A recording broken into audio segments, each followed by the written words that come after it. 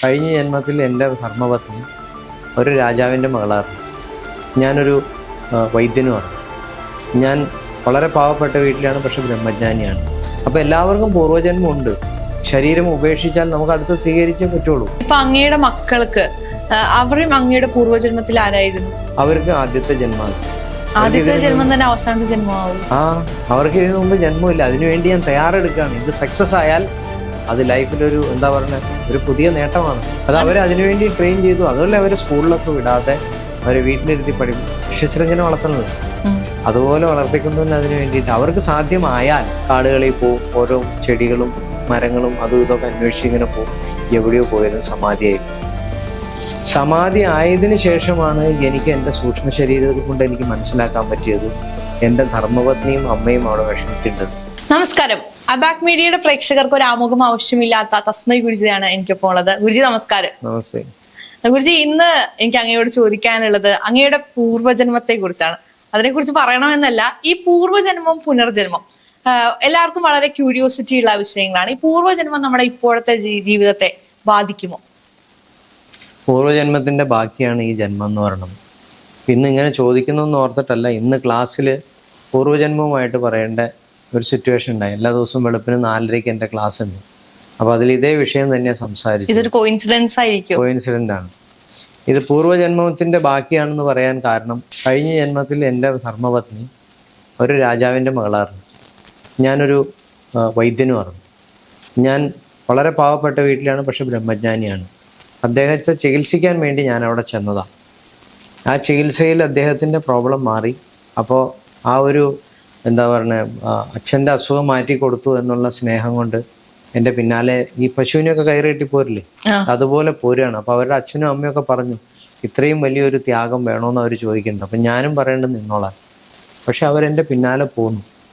പക്ഷെ എനിക്ക് അവരുടെ വാല്യോ അല്ലെങ്കിൽ ആ വരുന്ന രാജാവിൻ്റെ മകളാണെന്നുള്ള പ്രാധാന്യമൊന്നും എനിക്കുണ്ടാകുന്നില്ല. ഞാൻ ഒരു അന്വേഷകനായിരുന്നു ആ സമയത്ത്. പക്ഷെ അന്വേഷണത്തിൽ ഞാൻ ബ്രഹ്മജ്ഞാനം കിട്ടി. പക്ഷെ വേറെയും അതിന് ശേഷവും എനിക്ക് അന്വേഷണങ്ങൾ നടക്കുമായിരുന്നു. ആ അന്വേഷണത്തിൽ ഞാൻ പോയിരുന്നത് ഒരു വനാന്തരങ്ങളിൽ, അതേപോലെ ഒരു സ്ഥലത്താണ് താമസിക്കുന്നത്. ഞാനും എൻ്റെ ഒരു അമ്മയും മാത്രമേ ഉള്ളൂ പ്രായമായത്. ആ സമയത്ത് എൻ്റെ ധർമ്മപത്നിയും എൻ്റെ കൂടെ വന്നു. ആ ചെറിയ കുടിലിൽ അവർ താമസിക്കാൻ തുടങ്ങി. ഞാൻ വീട്ടിൽ വരലൊന്നുമില്ല. കാടുകളിൽ പോവും. ഓരോ ചെടികളും മരങ്ങളും അതും ഇതൊക്കെ അന്വേഷിച്ച് ഇങ്ങനെ പോവും. എവിടെയോ പോയാലും സമാധി ആയതിനു ശേഷമാണ് എനിക്ക് എൻ്റെ സൂക്ഷ്മ ശരീരം കൊണ്ട് എനിക്ക് മനസ്സിലാക്കാൻ പറ്റിയത് എൻ്റെ ധർമ്മപത്നിയും അമ്മയും അവിടെ വിഷമിക്കേണ്ടത്. അപ്പം അന്ന് ഈ നമുക്ക് ശരീരം ഇല്ലാതിരിക്കുന്ന സമയത്ത് നമ്മൾ എന്ത് പറയുന്നു നമുക്ക് അപ്പം അറിയില്ല. ആ സമയത്ത് കൊടുത്ത പ്രോമിസിന്റെ ബാക്കിയാണ് ഈ ജന്മം. അതുകൊണ്ടാണ് അദ്ദേഹം ഇപ്പൊ എൻ്റെ ധർമ്മപത്നിയായിട്ട് ഒന്ന് പറഞ്ഞ അതേ രൂപമൊന്നുമല്ല. അന്ന് രാജാവിൻ്റെ മോളും എല്ലാ സുഖ സൗകര്യങ്ങളും ഉണ്ടായിരുന്നു. അതൊന്നും ഞാൻ സ്വീകരിക്കാതെ വനത്തിൽ പോയി കിടന്നു. ഇന്ന് എങ്ങനെയാണോ എൻ്റെ ധർമ്മപത്നി അന്ന് ഇരുന്നത് അതിൻ്റെ നേരെ ഓപ്പോസിറ്റാണ്. ഞാനൊരു വിരൂപിയായിരുന്നു. ഞാൻ അത്ര വിരൂപം അല്ലാത്തൊരവസ്ഥ എനിക്ക് കിട്ടി. പക്ഷെ ഇന്ന് ആ കഴിഞ്ഞ എൻ്റെ ആയുസ്സിന് എത്ര ബാക്കി ഉണ്ടായിരുന്നോ അത്രയും വർഷം ഞാൻ വളരെയധികം കഷ്ടപ്പാടും ബുദ്ധിമുട്ടും അനുഭവിക്കേണ്ടി വന്നു.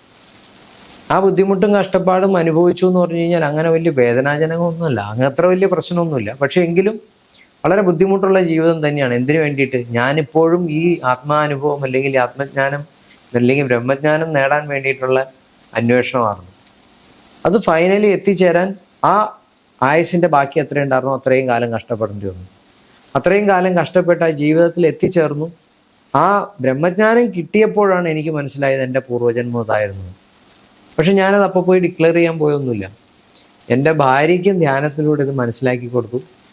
അവരുടെ അച്ഛനെ അമ്മയെ എല്ലാം മനസ്സിലാക്കി. അപ്പം ഞങ്ങൾ രണ്ടുപേരും പിന്നീട് അതിന് സംസാരിക്കുമ്പോഴാണ് ഞാനും അത് കണ്ടു, നീയും ഇത് കണ്ടു. പൂർവ്വജന്മത്തെ പറ്റിയിട്ട് വളരെ ക്ലാരിറ്റിയോടുകൂടി മനസ്സിലാക്കാൻ പറ്റിയത്.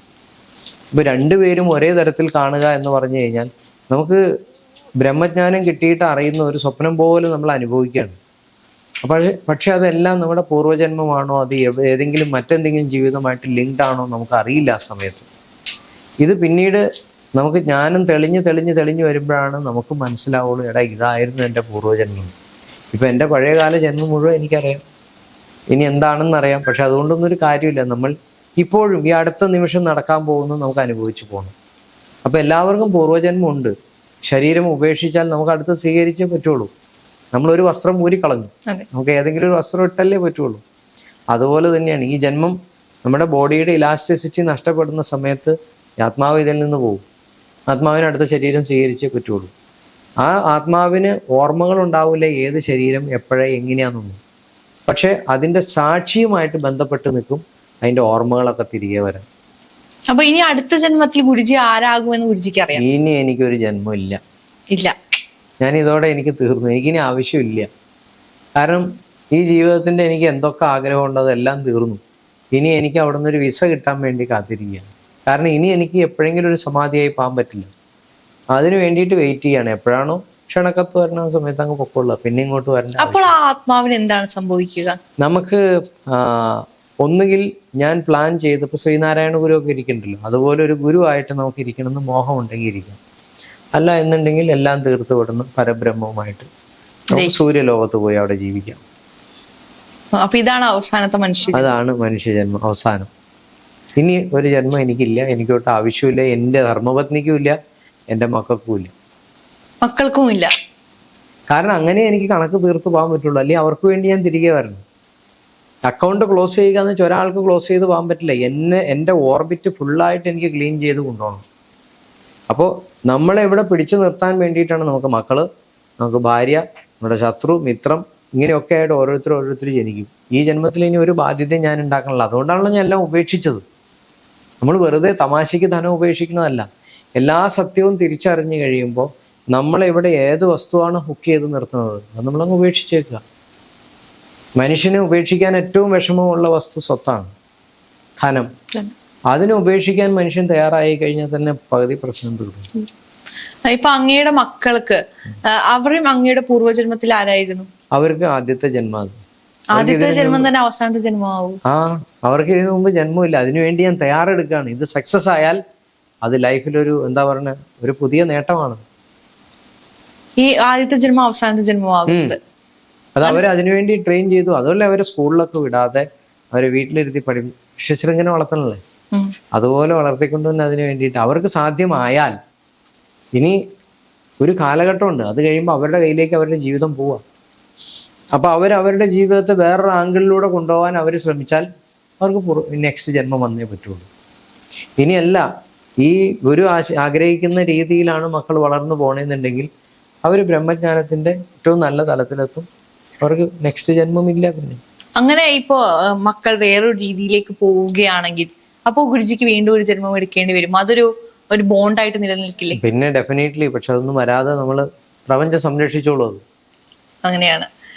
ഇപ്പോ ഈ ജന്മത്തിന്റെ തുടക്കത്തില് ഇപ്പൊ നമുക്കറിയാം അങ്ങൊരു സിനിമാ മേഖലയുമായി നിന്നിരുന്ന ഒരാളാണ് എന്നൊക്കെ നമ്മൾ മുൻപത്തെ ഇന്റർവ്യൂകളിൽ പറഞ്ഞിട്ടുണ്ട്. അതിന് മുൻപ് കുട്ടിക്കാലത്ത് എപ്പോഴെങ്കിലും ഇത്തരത്തിലുള്ള ആത്മീയ അനുഭവങ്ങൾ ഉണ്ടായിട്ടുണ്ടോ? അല്ലെങ്കിൽ ഇല്ല, ഈ ഒരു പാതയിലേക്കുള്ള ഒരു ഇത് നമുക്ക് ഒരിക്കലും അറിയാൻ പോലും പറ്റില്ല. പലരും എന്നോട് പറയാറുണ്ട്, ഞാൻ ഇങ്ങനെ കൊച്ചായിരിക്കുമ്പോൾ എനിക്ക് ഇങ്ങനത്തെ അനുഭവം ഉണ്ടായിട്ടുണ്ട്, അതിനുശേഷം നമുക്ക് ചിലർക്ക് അറിയാൻ പറ്റുമായിരിക്കും. ഞാൻ എൻ്റെ ജീവിതം വെച്ച് പറയുകയാണെന്നുണ്ടെങ്കിൽ എനിക്ക് ഇങ്ങനെയൊരു ജീവിതം ഉണ്ടാകുമെന്ന് ഞാൻ അറിഞ്ഞിരുന്നു എങ്കിൽ ഞാൻ കുറച്ചുകൂടി ശ്രേഷ്ഠമായിട്ട് ജീവിച്ചു പോന്നേനെ. ഞാൻ സംസ്കൃതം വഴിക്ക് പഠിച്ചു പോന്നേനെ. ആ പാണ്ഡിത്യത്തിലൂടെയൊക്കെ കടന്നു പോന്ന് ഒരു സന്യാസ ജീവിതം എങ്ങനെ വേണമെന്ന് മനസ്സിലാക്കി ആ വഴിയിൽ തന്നെ പോയേനെ. കാരണം ഞാൻ ഗൃഹസ്ഥനാവാൻ ശ്രമിക്കില്ല. പക്ഷെ എൻ്റെ ബാക്കി പത്രം അവിടെ കിടക്കുക, പൂർവ്വജന്മം. അപ്പോൾ എനിക്ക് ഇങ്ങനെയൊരു ധർമ്മപത്നിയെ കണ്ടുപിടിച്ച് വിവാഹം ചെയ്യുക എന്നുള്ള എൻ്റെ പൂർവ്വജന്മത്തിൻ്റെ ബാക്കി. അപ്പം ഞാൻ എടുത്തേ പറ്റുള്ളൂ. അപ്പം ഞാൻ ഈ വ്യക്തി എൻ്റെ അടുത്ത് വരുന്നത് വരെ എൻ്റെ 33 വയസ്സ് വരെ, ആ കുട്ടിക്ക് പ്രായമായി വന്നല്ലോ. അപ്പം എൻ്റെ 33 വയസ്സ് വരെ എന്നെ ഇങ്ങനെ ഇട്ട് കറക്കി തിരിച്ച് കൊണ്ടു നടന്നു. എന്നിട്ട് അവർക്കും അതേ സമയമായപ്പോൾ ഞങ്ങളെ തമ്മിൽ കണക്ട് ചെയ്തു. അത് കഴിഞ്ഞ് 7 വർഷം ഞങ്ങൾ കുട്ടികൾ വേണ്ടാന്ന് വിചാരിച്ച് ജീവിച്ചു.